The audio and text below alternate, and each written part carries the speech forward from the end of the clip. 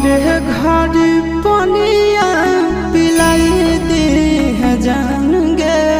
कफन ओढ़ाई दी है टूटत ही जब प्राण गे मरे घर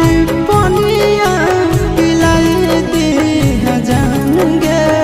कफन ओढ़ाई दी है टूटत ही जब प्राण गे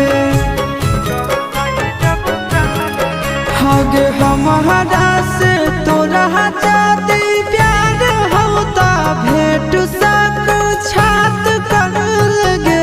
हगे सोनाया गावा हो भरती पा